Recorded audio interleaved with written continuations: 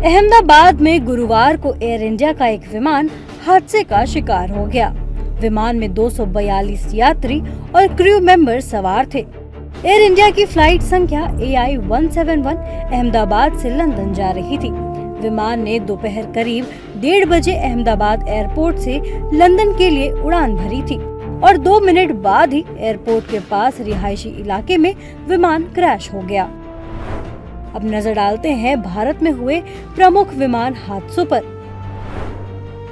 7 अगस्त 2020 को air India express की flight 1344 Dubai से कोझिकोड आ रही थी। तभी कालीकट अंतर्राष्ट्रीय हवाई अड्डे पर उतरते समय विमान रनवे से फिसल गया और टुकड़ों में टूट गया।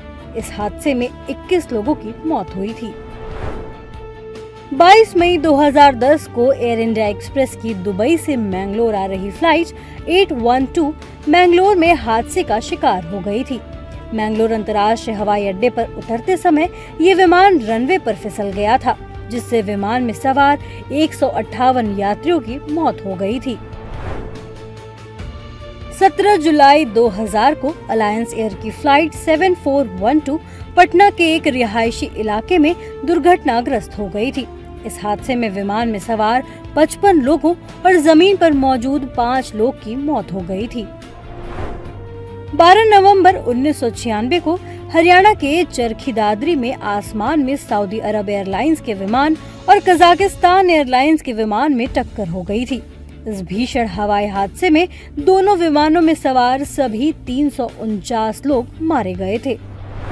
26 अप्रैल 1993 को इंडियन एयरलाइंस का एक यात्री विमान महाराष्ट्र के औरंगाबाद से उड़ान भरते समय रनवे के अंत में एक ट्रक से टकरा गया था।